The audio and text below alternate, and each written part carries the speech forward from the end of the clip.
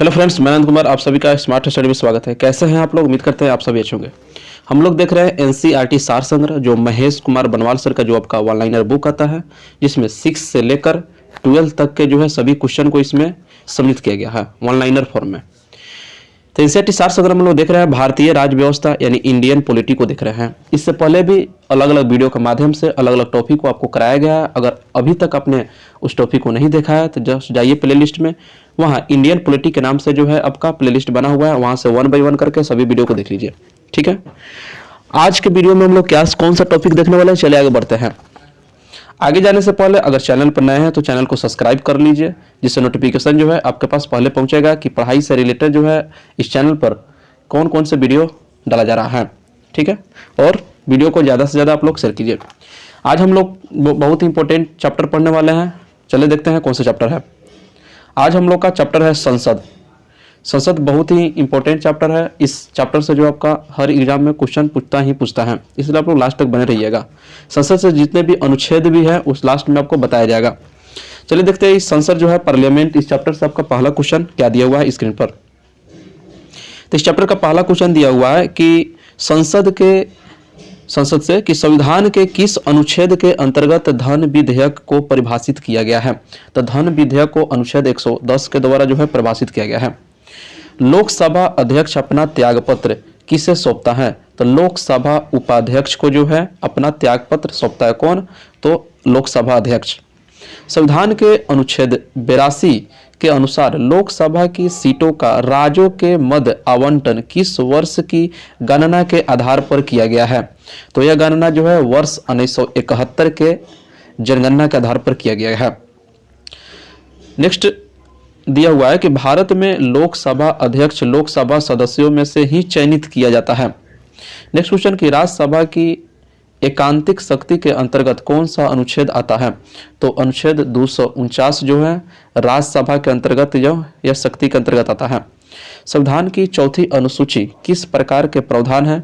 तो राज्यसभा में स्थानों के आवंटन से संबंधित चर्चा किया गया है चौथी अनुसूची में। अगला क्वेश्चन कि लोकसभा में सदस्यों की अधिकतम संख्या कितनी हो सकती है। तो 552 हो सकती है। किसमें? तो लोकसभा में। भारतीय संविधान के अंतर्गत संसद के सदस्यों के विशेषाधिकारों तथा उन मुक्तियों को कौन सा एक प्रावधान निर्धारित करता है। तो अनुच्छेद 105 जो है आपका यह निर्धारित करता है। नेक्स्ट क्वेश्चन कि लोकसभा और राज्यसभा की गणपूर्ति सदन के कुल सदस्य का 1/10 संख्या से होती है। ठीक है, गणपूर्ति कितना होता है? कोरम यानी 1/10 होती है लोकसभा और राज्यसभा की। अगला क्वेश्चन, राज्यसभा का सदस्य बनने के लिए न्यूनतम कितनी आयु की आवश्यकता होती है। तो 30 वर्ष निर्धारित किया गया है राज्यसभा के लिए। राज्यसभा की अधिकतम निर्धारित सदस्य संख्या कितनी है। तो 250 है, यानी 250। संसद के किस सदन का अध्यक्ष उसका सदस्य नहीं होता है।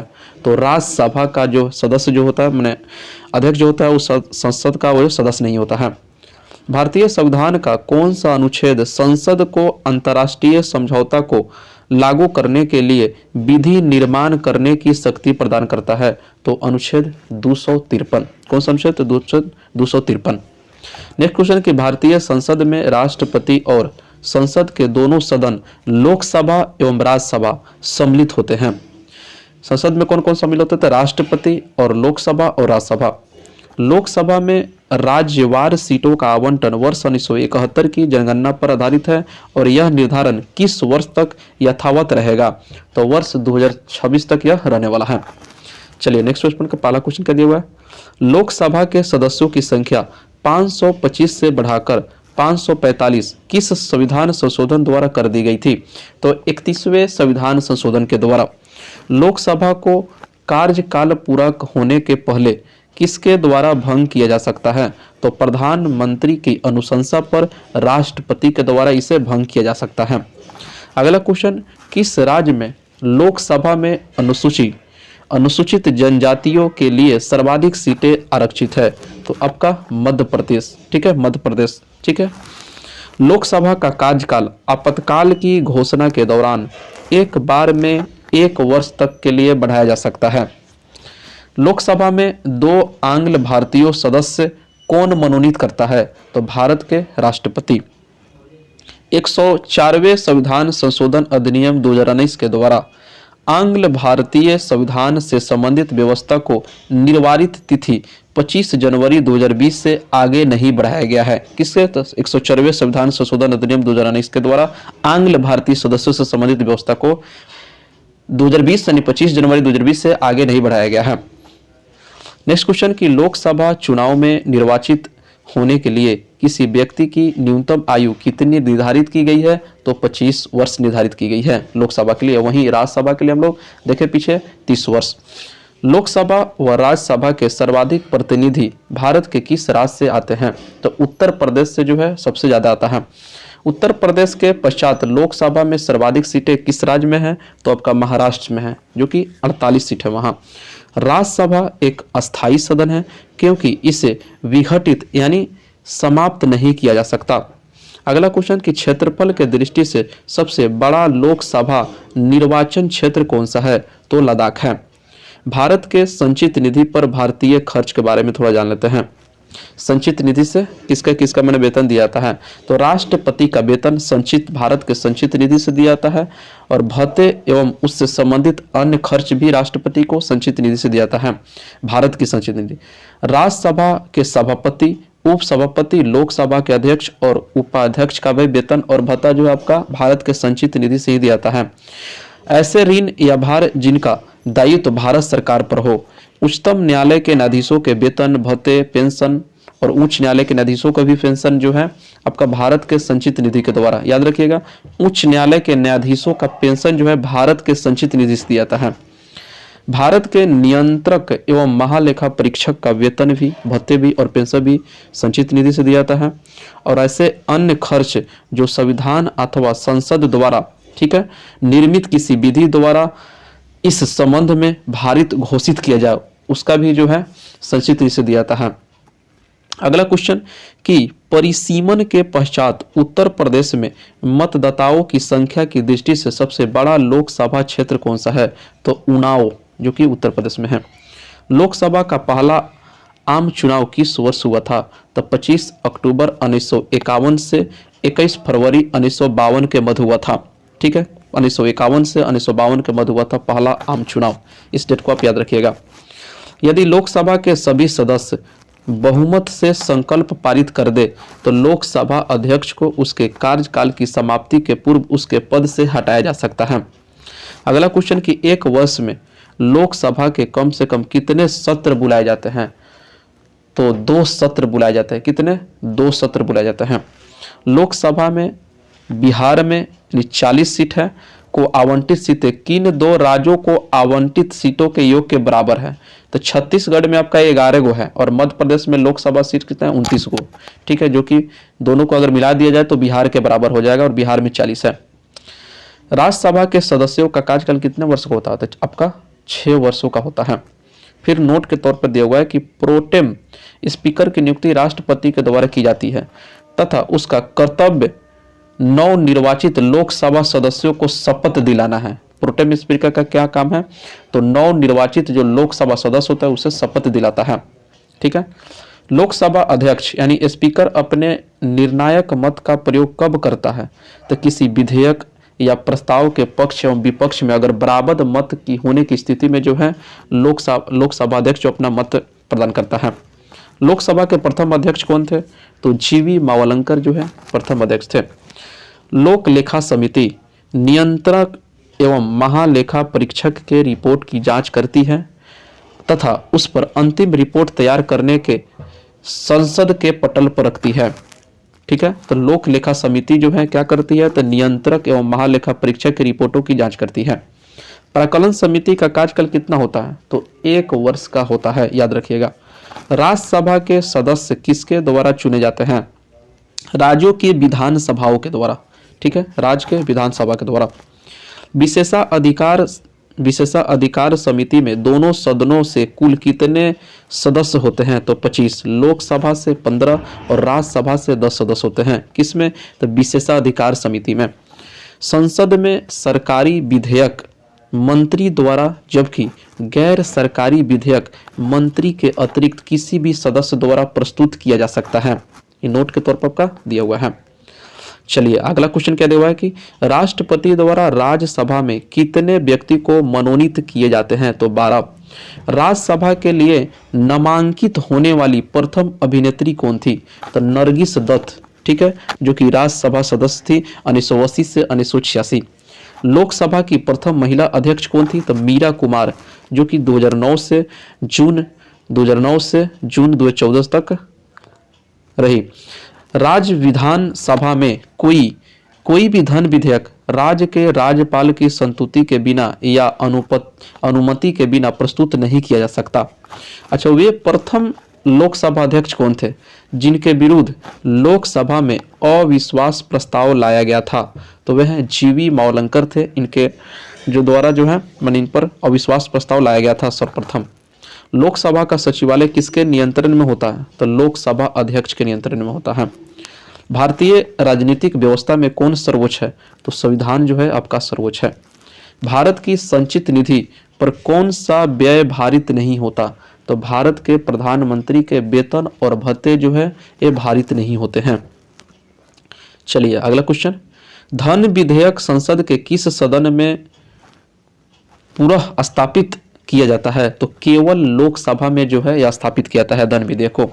धन विधेयक राज्य विधानमंडल के किस सदन में प्रस्तुत किया जा सकता है? तो केवल विधानसभा में। धन विधेयक अगर राज्य की बात करें तो राज्य विधानमंडल में, केवल विधानसभा में, ठीक है। बजट की रूपरेखा किस विभाग के द्वारा तैयार की जाती है? तो आर्थिक कार्य विभाग के द्वारा जो है बजट की रूपरेखा तैयार की जाती है। करों और सरकारी कामकाज के निर्वाह में हुई अन्य प्राप्तियों से संघीय सरकार को प्राप्त होने वाला राजस्व किस निधि में जमा होता है? तो भारत के संचित निधि में जमा होता है। आर्थिक सर्वेक्षण प्रतिवर्ष संसद में कब प्रस्तुत किया जाता है? तो आगामी वर्ष के बजट के प्रस्तुतिकरण से पूर्व। कोई विधेयक धन विधेयक है अथवा नहीं, इसका निर्णय कौन करता है? तो लोकसभा अध्यक्ष जो है इसका निर्णय करता है कि कोई विधेयक धन विधेयक है या नहीं। भारत की संचित निधि से धन निकालने के लिए संसद का अनुमोदन अनिवार्य है, ठीक है। लेखा अनुदान संघ सरकार को किस प्रकार की अनुमति प्रदान करता है? तो निश्चित अवधि के लिए भारतीय संचित निधि से धन निकालने के लिए जो है अनुमति प्रदान करता है।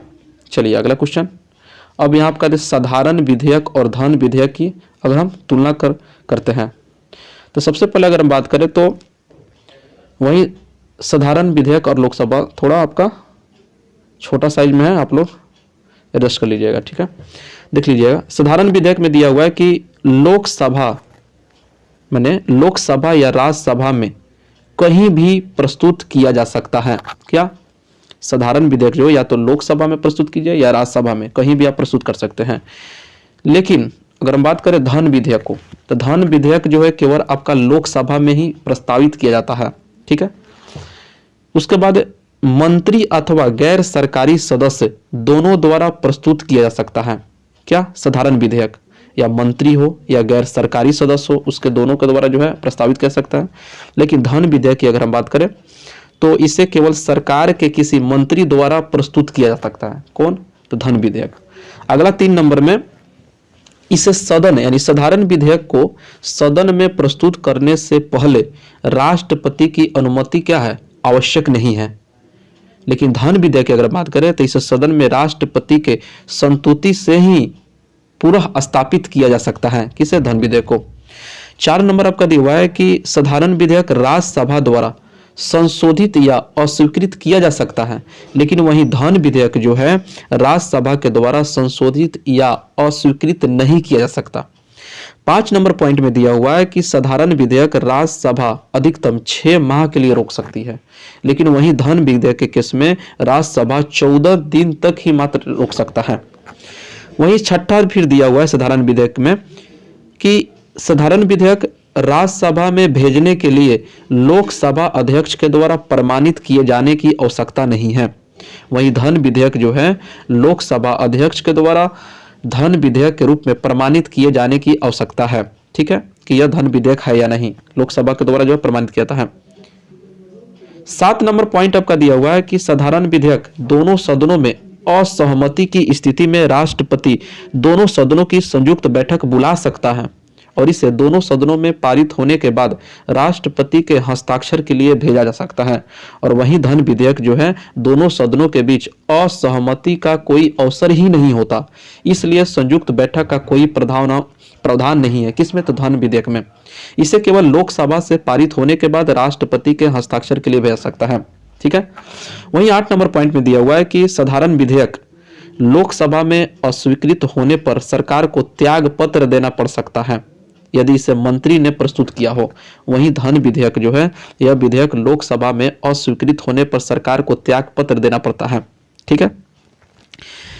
साधारण विधेयक राष्ट्रपति द्वारा स्वीकृत या अस्वीकृत किया जा सकता है अथवा पुनर्विचार के लिए भेजा जा सकता है। लेकिन वहीं धन विधेयक के केस में देखा जाए कि इसे राष्ट्रपति द्वारा स्वीकृत या अस्वीकृत किया जा सकता है परंतु पुनर्विचार के लिए नहीं लौटाया जा सकता। किसे? साधारण धन विधेयक को। अगला नहीं कि धन विधेयक एवं संविधान संशोधन विधेयक के संबंध में दोनों सदनों की संयुक्त बैठक नहीं बुलाई जा सकती। धन विधेयक एवं संविधान संशोधन विधेयक के संबंध में संयुक्त बैठक नहीं बुलाया जा सकता। तो इस लाइन को भी आप लोग ध्यान रखिएगा। चलिए आगे बढ़ते हैं क्वेश्चन की ओर। अगला क्वेश्चन की प्राक्कलन समिति संसद के किस सदन के सदस्यों से गठित की जाती है? तो लोकसभा के सदस्य के द्वारा ही गठित किया था आपका प्राक्कलन समिति।